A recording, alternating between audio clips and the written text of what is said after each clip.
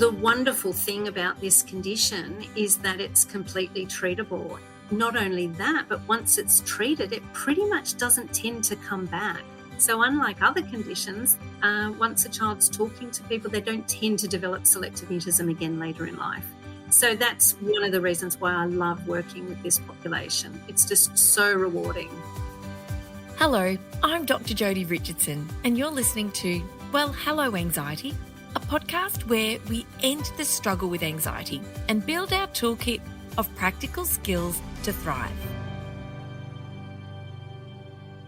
Hello and welcome back. I'm your host, Dr Jodie Richardson. I'm an anxiety and wellbeing speaker and the best-selling author of Anxious Kids and Anxious Mums. Picture this.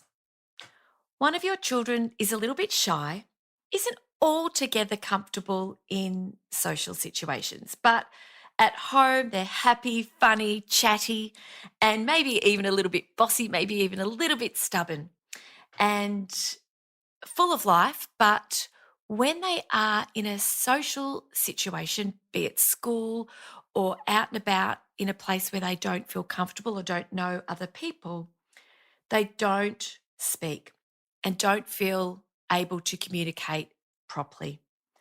This is just one example of what's termed selective mutism. And here to help us understand selective mutism and to support families and schools to have a better understanding and also help children and students get the help that they need is the wonderful Dr Elizabeth Woodcock. She is the founder, director and principal psychologist at the Selective Mutism Clinic in St Leonards, New South Wales in Australia.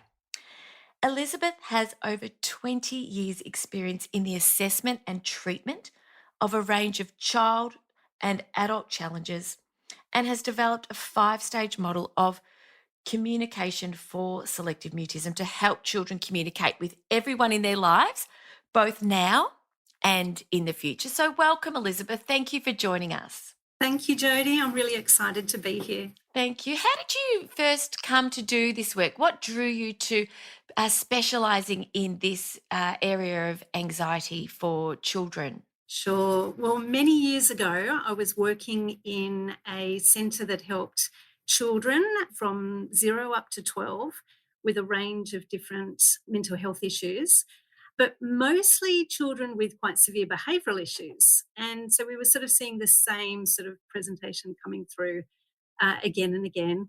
And one of my colleagues, a clinical psychologist, was working with children with selective mutism. And her books were overflowing and she didn't have enough time to see all of them. And she approached our team and asked, is anyone interested in seeing children with this presentation? And I was the quickest to put my hand up because it sounded fascinating to me. But also, I was really longing to see a different presentation to what we were seeing. And so that started my journey into learning about how to help kids with selective mutism. And over the years, I've ended up setting up the Selective Mutism Clinic because there was such a need around the whole of Australia for specialised treatment for these kids. So that's how I got here. Oh, thank you. And so it's not something that if families, and we will talk about how families can seek help and where to go for that help, but is it something that a local psychologist necessarily, unless they've had experience in it, will have the skills and experience to be able to support a child and their family, or is it extra training and a specialty on top of the clinical psychology qualification? Yeah, when I was going through university doing my Masters of Clinical Psychology, we didn't learn about treatment for selective mutism. We learned about what it is, but it didn't go so far as how to treat it. I think there are many excellent clinicians out there who would be able to treat it, particularly clinical psychologists who have that master's in clinical psychology. We've got all the grounding and, the basic knowledge of how to treat this, but there are some very unique aspects of treatment for selective mutism that are not part of our standard training. Right. So in answer to your question, I think there are plenty of good clinical psychologists who could treat it, but many don't have the confidence and might seek specialist treatment if a child was referred to them. Yes, understood, understood. And that's the beauty of these days with the psychology clinic. There's usually a biography around the different clinicians who are working in the practice and what their specialty areas in. And a lot of clinics will also have an intake officer now, from what I understand, who will help to connect the patient with the right practitioner. So, but I understand you also do support other practitioners to learn, so you share your expertise and experience with other practitioners as well. Yes, I found that as I started to see more and more kids, and we were helping teachers with how to put in place some strategies at school, that there was a real need from both teachers, not only parents, but teachers, and also other clinicians, psychologists, speech therapists, and sometimes mental health nurses. They had a real need to learn about how to treat this condition. So I then sort of fell into providing supervision for those groups of people as well. Oh, how wonderful. I should add, I also run a number of training webinars throughout the year targeted at different populations as well. So I run 3 hour webinars for teachers and for speech pathologists and for parents as well, and psychologists. Oh, what a brilliant resource. Thank you so much. And what that means is that our international audience will be able to access those through the links that I'll share in the show notes, and that really helps you too, because there's only one of you. I'm sure that you'd probably like to clone yourself, but it means that you're learning your expertise, all of your experience, and the culmination of years of doing this work with families is available to support those groups that particularly parents. I imagine, if you were, this is not something I've had experience with in my family, but it's exasperating and devastating for families, and they can feel really at a loss as to where to start and what to do. And so for you to have a webinar for parents, one for teachers, and one for other allied health professionals, as well as other psychologists, to learn more is just such a gift. So thank you for sharing that with us here, and I'll put the links in the notes. Can you please explain to all of us, how is selective mutism defined? So basically, what is it? Yeah, basically, kids with selective mutism, as you said, they talk normally and freely at home, and they're often the loudest at home as well. I think they make up for not talking during the day. But it's very similar to social anxiety or social phobia, where when they're in a social situation, so it could be at school or with parents' friends or out at the shops, they are literally struck dumb and cannot speak. They're so anxious that their body just shuts down and they find that they're unable to speak. And it's different to social anxiety, because kids who are just shy or they're socially anxious will generally be able to say something when they're asked a question. It might be quiet and it might be short, but they can still say something back. And they're probably more worried about not talking and about what people will think about them if they don't say anything. Whereas kids with selective mutism have almost developed this like a strategy to help manage all these uncomfortable, anxious feelings. And it's easier for them not to talk. And then the longer that goes on, the more scared they get about what will happen when I do talk. What will people think? Will people Mm. be surprised? Will people go and tell other people that I've talked? And then will they try and pressure me to talk? So Oh. there's some of the worries and the concerns that then just keeps the mutism going, and it can become very entrenched over time as well. Yes, I can picture that it's change, isn't it? It's like the child that hasn't been to school for a long time, and one of the great fears of a school refuser is, what fanfare is going to be made when I actually turn up in class? They don't want the attention. They don't want to have all eyes on them. That's just going to fan the flames, isn't it? And so I can see how it can become a vicious cycle for a young person who has arrived at this space where they're it's it's common knowledge that they don't speak. And then breaking that ice must be a challenge that is hard to overcome. Absolutely. And there's quite a lot of variability in how the selective mutism presents as well. So the most severe form would be a child who goes to school and doesn't talk to anyone for the entire day. They might go out to the shops with their parents and they're mute the entire time until they get back at home and they're feeling safe. So that's the most severe. But many kids will talk to one or two friends, but not to the teacher and not to the rest of the class, and certainly not in groups or in whole class situations. And sometimes it's the other way around, where it's actually easier to talk to adults and to teachers, but harder to talk to kids.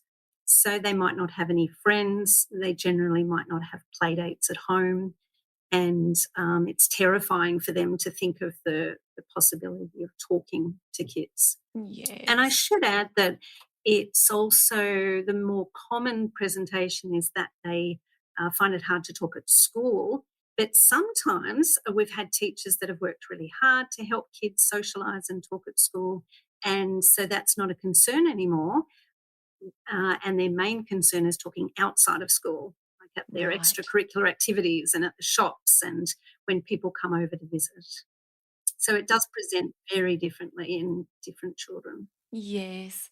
And I can see how it will have a knock on effect to a child's overall well being, given that that connection with other people is so important for our happiness and our well being. And if that is a barrier to connecting with school, connecting with friends, or even participating in outside of school activities, you can see how it can spiral and become a difficult challenge that has quite an effect not only on the child but on their family as well. Absolutely. And that's hard too for even parents sometimes to realise, because when they pick their child up from school and take them home, they're often very chatty and bubbly and seem fine. But throughout the day, they're really struggling emotionally. Every situation where they're interacting with other kids, there's potential for kids to be asking them questions that they can't answer, or different teachers coming into the classroom that don't know them and potentially asking them questions that they can't answer. So these kids are often feeling really distressed and uncomfortable during the day. And it's often not just the talking that they find hard, it's also joining in activities where they have to move their body, like sport and dance. And so you're kind of seeing the overflow into some of the typical social phobia symptoms as well, where they don't like any attention drawn to them. They don't like eating in front of people. They even find it hard to go to the toilet at school. So it ends up being a very multifaceted issue that needs to be addressed. Yes. Oh gosh. How common is it, Elizabeth? Is this something it's something that I've been asked about. I've had listeners write to me and ask if I could do an episode on this topic. And even when Anxious Kids was published, I remember being at a bookstore and doing a talk and having a mum ask me, have we addressed selective mutism in the book, which we hadn't at the time. And yeah, so it's interesting for me to get your take on all and the statistics around how many children in the population are struggling with this. Well, the numbers are different depending upon what research paper you read. Yes. But one of the ones that I tend to quote is one paper that showed there's about one in every 140 kids in the first 3 years of school. So that's kindy, first and second grade. It does tend to be a lot more common the younger the child and less common the older the child. So that means in preschoolers and kids in an early childhood setting, it's probably a lot more common than that 1 in 140. Yes. And then it gets much rarer as they get older, because generally they'll eventually find treatment, and once treated, it doesn't tend to come back.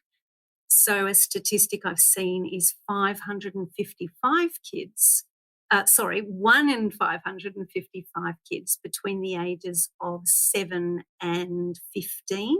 Right. So that's not even high school if it's starting at 7. So you can Yes. imagine by the time they get to high school, it's probably 1 in a few thousand. Yes. Having said that, we're seeing a lot of adolescents with selective mutism at the moment. So, who knows what those statistics really are. Yes, it's ever so hard, isn't it? And given the pandemic, as Michael Carr-Gregg says, the pandemic has a very long tail when it comes to the mental health and well-being of our young people.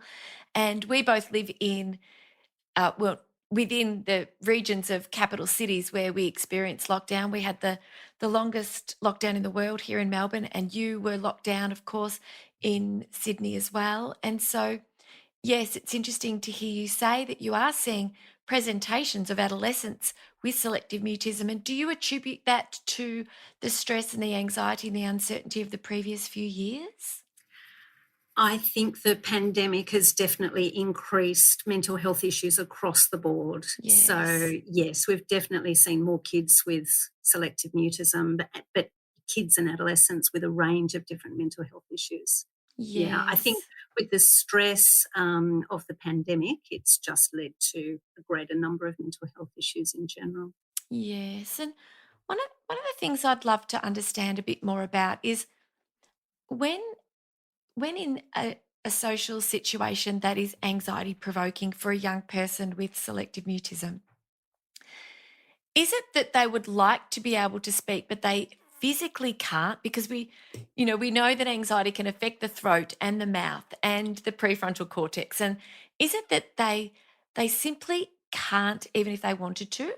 Or is it that they're choosing not to, given the stress in that situation?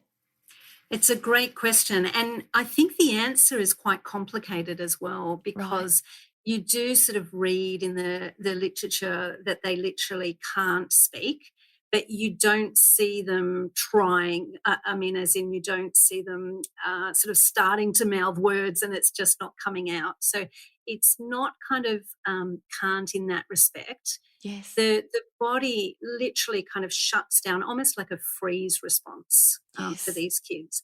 And on some level, they definitely do want to speak. So most of them, when I inquire in my sort of ways that helps them sort of express themselves, express that they do want to speak, but they just don't know how to start. So if you Yes. imagine someone trying to address a enormous fear of theirs or a phobia, they might want to get over that phobia, but they just don't know how to do it. It seems too big, too overwhelming. And so it's our role to help them learn about taking small steps at a time and a gradual approach. And often, even the young kids start to get quite excited once they can see that formula in front of them, that pathway of how they are going to gradually start speaking to people. Oh, it just must feel like the weight of their world is on their shoulders, and so people like you are changing lives, and the ripple effect of changing the confidence and the ability for a young person to be able to speak where once they wouldn't or couldn't.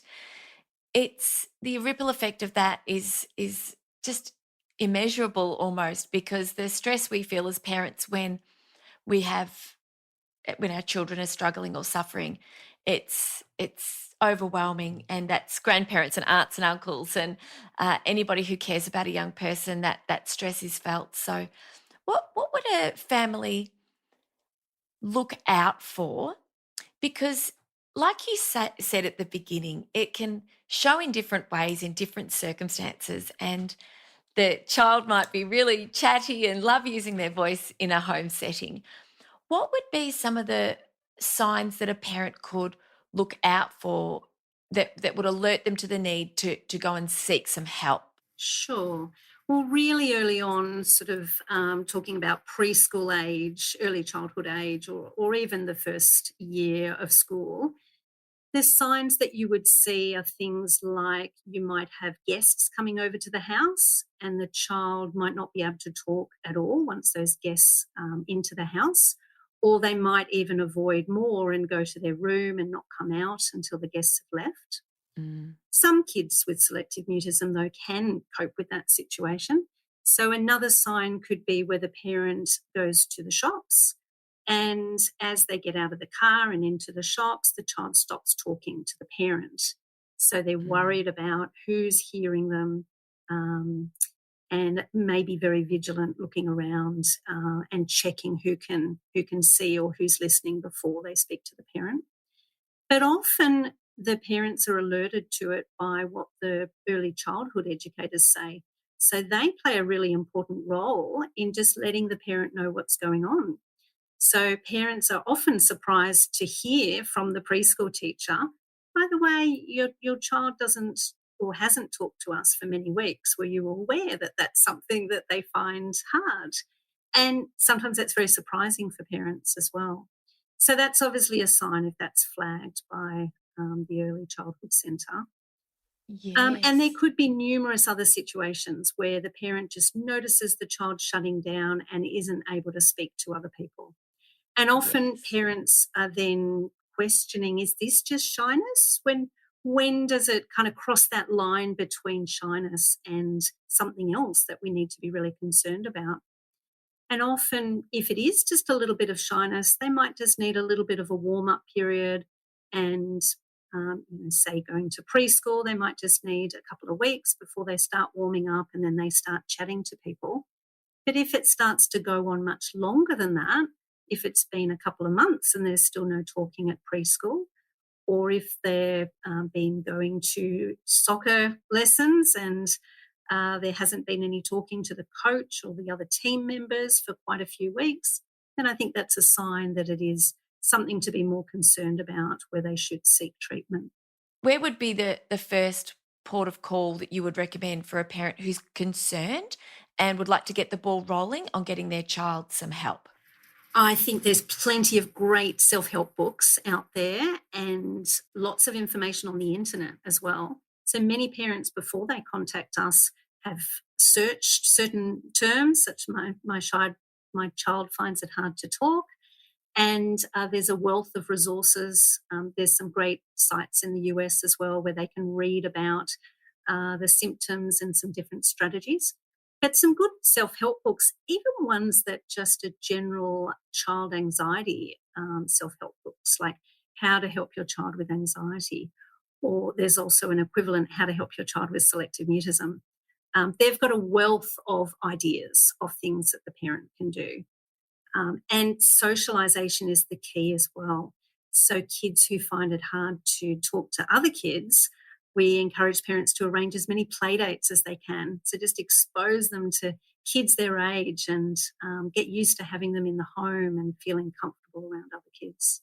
Oh, such good advice. And if you are looking to connect with a specialist, you would do that through your GP, yes. Yes, that's a great way to start. But there's also websites where you can look up psychologists and clinical psychologists as well, or speech pathologists. But starting with your GP is a great way to get a referral to someone local. Yes. And the possibility of rebates through the Medicare, through Medicare Absolutely. here in Australia. You've developed a 5-stage model, so I'd love to learn more about your work with young people with selective mutism.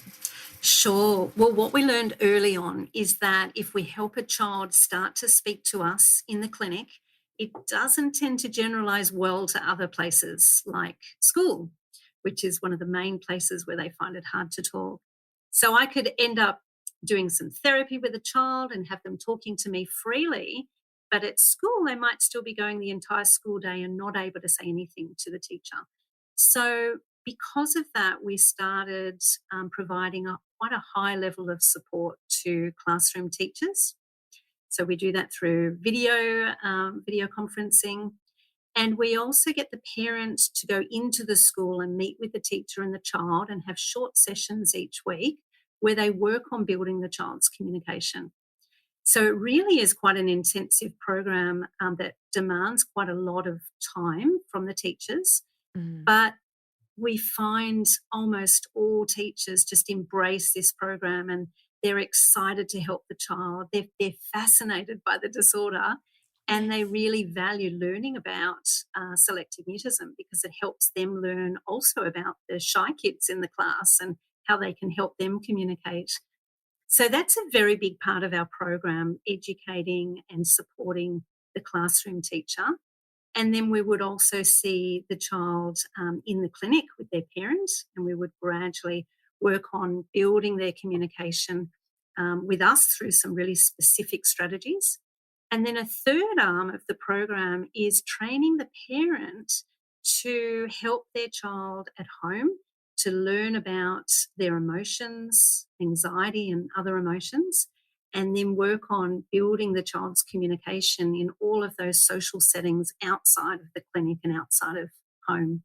So parents may be taking them along to cafes and working on helping them order in front of a counter, or they might be observing them at soccer lesson and coaching them to start communicating with their soccer coach. So it's Mm. a very intensive program that will generally last sort of 1 to 2 years. For younger preschoolers, it might only take about 6 months before they're talking freely and comfortably to everyone. But the norm for sort of mid primary school is about that 1 to 2 year mark. Right. Yeah. So it's a lengthy time working together, and of course, it's there's only one of you, and I know that you have a clinic. You have a clinic with many practitioners, and I imagine some listeners might be wondering if there is any way to work online with you or one of your colleagues, one of your team members. Absolutely. Thanks to COVID, we have really ramped up our telehealth work.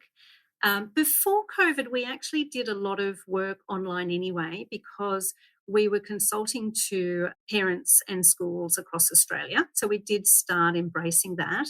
And also to facilitate us working with schools, all of the school consults were video. So we kind of had that set up anyway.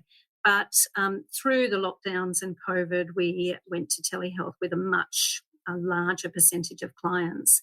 And we really sort of developed our techniques over video in helping kids talk to us. And those techniques have worked brilliantly. So they're pretty much as effective as working with a child in the clinic, which is quite surprising to Yes. many parents. They sort of think, how can you work with my child over video and get them to talk to us? But we've got lots of fantastic games, and one of our main techniques, which is called sliding in, Mm. is a technique that ended up lending itself very well to working on video. Oh, are you able to share with us a little bit about that technique? It sounds interesting. Absolutely, I'd love to tell you. So I'll describe first how it works in the clinic. And this technique is really unique to selective mutism. So it's not a technique that's used really for any other conditions, which takes us back to what we were saying about training at university and why some clinicians might feel a little bit uncertain about how to move forward with these kids, because Mm. this is something that we learn after university through supervision, I guess, and specialised training in selective mutism. But sliding in a nutshell, it starts with the child and the parent together in the therapy room playing some sort of really fun game that's highly structured, where the child has to talk to the parent in order for the game to continue. So, an example is just good old Go Fish, where they've both got some cards and you're asking questions to each other. Like, do you have a goldfish? Do you have a seahorse? And then you say go fish if you don't, and the other person has to pick up a card and you have to match the pairs. So that's one example of a great structured game. Another one is Uno, which is normally played non-verbally, but it's such a universal game that everyone knows. And you can turn it into a verbal game by just saying the colour and the number of the card as you put it down. Yes. So you put down a Yes. blue 2 and you say blue 2, and then you don't have a card to put down, so you say pick up. So Mm. this is a structured talking game, and it's fun. So we pick games that are at an age appropriate level for the child or the adolescent. Yes. And the child's in that room with their parent alone. So we are outside the room with the door closed. And about 90% of kids can actually manage that situation and can talk to their parents. So we won't talk about the other 10% that struggle with that now. That kind of gets a little bit more complicated. But Yes. 90% will play that game. they know we're outside the room, so there's no tricking. We've kind of talked them through what's happening and validated that we know they're feeling quite anxious, and we're just going to take little steps at a time. Yes. So if they're able to use their voice and talk to their parent in the room, then the next step that they know what's happening is we come into the room, close the door, and we go over to the far side of the room and we put headphones on and we listen to music. And we can Right. even let them listen and check that we really are listening to music and that it's Yes. sufficient volume where we're not going to be able to hear them. Yes. And we look busy. So I usually sit on my computer and type away doing real work. And the parent is aware that once the child's been able to continue that talking game for about a minute, they come over and tap us on the shoulder and say, "Yep, we're doing great." And then we Mhm. take the next step. So all Oh, through this process too, we've got quite a strong reward system for the child. So for right. young kids, we've got on a chart on a piece of paper with their favourite pictures, and we're giving them stamps and praise as we're taking each step. Mm, So the next steps from there is the sliding in, which is first of all taking one of our headphones off and then the other headphone, and then we're getting on the floor, and then we're gradually moving closer to the child, sort of half a meter at a time, until we're there sitting with them, watching them play the game. And then we very carefully join in that game. So all the way along, we're sort of praising, we're making comments of what they're saying and comments about the game. So, "Oh, you beat mum at that game. Wouldn't it be wonderful if you beat her in the next game? I hope you hmm. do." So they're learning that we're hearing their voice, but Yeah. nothing really bad is happening. We're just talking to them Yes. like normal and we're happy and cheery. And that's breaking down some of those fears that they have about what's going to happen when people hear their voice, and in a really Yes. fun context. Now, they are very anxious while they're Hmm. doing this, and some kids will look all stiff. And in some severe situations, the child even finds it hard to sit down on the floor with their parent. So they might stand rigid and look very anxious. But Oh, for the most part, they're enjoying it at some level. And so we actually yes. start joining in that game and taking our turn and playing Go Fish or whatever the game is. And if that's going well, we ask the parent just to watch the game and sit out. And then we ask them to sit back a little bit further on the couch and watch us play. And then there might be another step where we ask the parent to sit near the door. And then they're out of the room. And we say, "Do you mind going out? Josie is doing really well. Go grab a drink of water and come back in a few moments." And that Oh, is a eureka moment. The I parent bet. usually gets a little bit teary outside in the waiting room because they know the child is in the room for the first time, sometimes with a new person using their voice. And there's a long road to go from there, but that's the Yes. first step in helping the child start to talk to us. Oh, I feel emotional picturing that. I'm picturing this every step of the way as you so beautifully explained the sliding in strategy and just the relief. There's so much, it's so stressful and anxiety provoking for parents because it's that anticipation of what could go wrong, isn't it? And parents are wondering, will my child ever speak? What's this going to mean for school? What's this going to mean for work? What's this going to mean for relationships? And so it's extremely difficult for the parents. Do you work with the parents separately at any time to support them with their own anxiety about the situation? Yeah, we work a lot with the parents. Usually, most of the time, the child is in the session when we're working with the parents, but we do sometimes have separate sessions. But a lot of the work we do with the parents is helping them help their child understand emotions and talk Mm, about emotions more at home. So yeah. that's something that a lot of parents do find hard to do. So they need a little bit of education and coaching in the best way to talk about feelings, because that has an enormous effect on how well that child then is able to manage those big feelings when they come up. And there's a Yes. lot of coaching too around when they're helping them communicate in public what comes up for them and their own anxieties.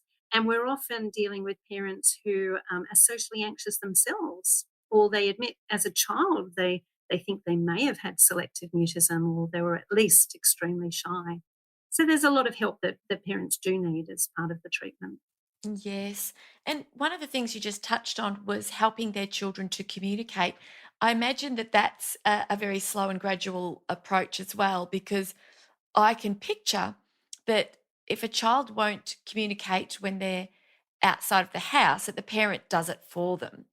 And then sort of peeling back from helping is going to be a step-by-step process, I imagine, when it comes to encouraging the child to start doing some communication for themselves. Absolutely. And that's called enabling, where we step in and we communicate for the child. And everyone tends to do it, the parents, the teacher, the child's friends as well. And it's often parents are at a loss with, well, if I don't do that, they're not going to be able to talk, which is pretty much realistic. So, what can I do? So they're often needing ideas of how they can step in those social situations and still help their child to communicate in some way. So the Mm, 5-stage model that I developed, and there are lots of stages of communication for selective mutism out there, so I'm not the only one who's developed a staged model, but it's a unique set of stages. The first one is what I call pre-communication, which is actually just doing the things you're expected to do in a situation and feeling comfortable enough to do those, regardless of and independent of communicating. So, a child who won't get out of the car to go into the shops with their parent, we would say that's pre communication.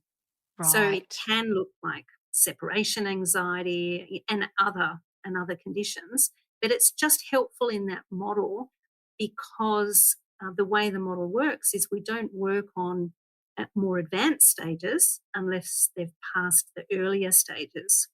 And that's the mistake sometimes we make, or we might make in therapy, or teachers might make, where we might be trying to get a child to communicate even non verbally, but they're frozen and rigid and they're not yet comfortable in that situation. Or they can't even walk into assembly. So there's no point asking them to nod or shake their head, which is a more advanced type of communication. So Yes. that stage one is pre-communication. And then the stage two is not always needed, but it's being able to talk to a parent or someone they talk freely to in that situation where they're feeling anxious. So if they're walking through Kmart with their parent and they're not talking, then that's stage two. We know they can talk to their parent, but they're not, because the environment in Kmart with everyone around them and the busyness is making them feel anxious. So Yes. that's a really good goal for parents to work on with their child as well. Just gradually warming them up, practicing just chatting as they're walking through shops and so on. Yes. And I've used that example before when I was talking about sliding in my office, the child that can't talk to their parent when we go out of the room. That's that stage two communication as well. Yes. And then moving through the stages, we've got stage three, which is non-verbal communication. All parents would be very familiar with that and would Hmm. be well aware of when their child can nod and shake their head or shrug their shoulders to questions that the teacher asks them and so on. And that is Yes. really important to develop and can be used in more tricky situations as well, like in whole class situations. And then stage four is a little bit different that many parents haven't thought of. And that is what we call indirect communication, where they might answer someone's question via their parent. They might get up in their parent's ear and cup their hand around their mouth so no one can see their mouth. And they might answer a person's question to the parent. And Right. another type of that indirect communication is recording their voice and playing their voice to someone else, like the teacher, or to the whole class in some situations. So that's Really? stage four. And then Yes. finally, we reach stage five, which is talking directly to other people. But that's also a massive stage. And my catch cry is this it's not over until the selective mute sings, meaning that we want to get them to the stage where they can perform in front of people, they can get in front of assembly and perform a play or give class talks just like everyone else. So Mm, just because a child's able to whisper a single word to someone, that's stage yes. 5, but they've got a long way to go before the mutism and the anxiety is completely resolved. Yes, and people say that, oh, there's nothing more anxiety provoking than public speaking, and I'll say, have you ever tried publicly singing? I love that. Yes, Yes, and public speaking is also the most common phobia as well, so many people yes, can relate to it. But it's yes. lovely how anxiety is so treatable.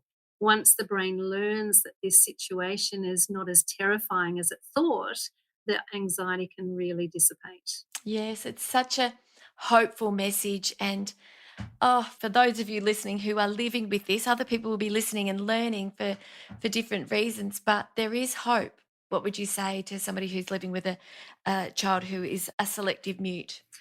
Well, the wonderful thing about this condition is that it's completely treatable. And not only that, but once it's treated, it pretty much doesn't tend to come back. So unlike other conditions that, can return, once a child's talking to people, they don't tend to develop selective mutism again later in life. So Oh, that's one of the reasons why I love working with this population. It's just so rewarding. And I find teachers just love working with these kids as well and get so much satisfaction and enjoyment from seeing the gains. So I think giving parents that hope is really important. absolutely, absolutely. And when I work with teachers and I ask them to share with me anonymously, what do you love most about teaching? Overwhelmingly, the answer is the relationships with the students, seeing them grow, seeing them learn, seeing those aha moments, and supporting them through their schooling. That's overwhelmingly what teachers love and enjoy about their work. So I can only imagine the incredible reward and satisfaction to support a young person and their family in a school setting, let alone what it's like for parents to see that change. So, Elizabeth, you have shared so much with us today, and I'm very, very grateful. And on behalf of any parents listening, any families listening, and teachers who are in need of this insight, I thank you, especially for going and diving a little bit deeper on some of the ways that you are working with the young people in your clinic. And I wonder, how can people who are listening get in contact with you to work with you, to learn more about selective mutism, or to access any of your webinar programs? I think the best way is to jump onto our website. So that's selectivemutism.com.au. And there's information about selective mutism and all of the webinars that I run during the year as well. And I run them in 3 formats. There's a live webinar, and then there's an online recording that they can access. And they're also sold as part of a USB package, which is a little bit like a DVD package. So there's a wealth of resources there. I've got 2 long 3-hour webinars for parents that Yes, I think would be a great place to start. How to help yes. your child with selective mutism, and then advanced strategies for parents with selective mutism. Oh, absolutely sensational. I thank you for creating those resources and for all of your wonderful work. And as I've said earlier, I'll link to everything that we've talked about in the podcast in the notes. So, Elizabeth, thank you again for your time today. I really, really appreciate it. It's been a pleasure, Jodie. Thank you. Thank you. And thank you for listening. Thank you so much for joining us today. And please consider sharing this episode if you know of somebody who might benefit from it, or it might be a useful resource for your school wellbeing department. Please just click on the little button on your podcasting app and you can easily share it via email or message. Well, thank you for joining us. I really, really appreciate your company, and I look forward to being back with you again next week. Bye. Thank you so much for joining me for this week's episode. If you enjoyed it, please subscribe and leave a review. To keep the conversation going, I'd love you to join me over on Instagram. You'll find me at Dr. Jodie Richardson. Also, if you'd like a copy of my free 5-day mini email course, Calm Your Anxious Brain, then jump over to my website, drjodirichardson.com, and you can sign up down the bottom. I've really enjoyed having your company. Thanks so much. See you next time.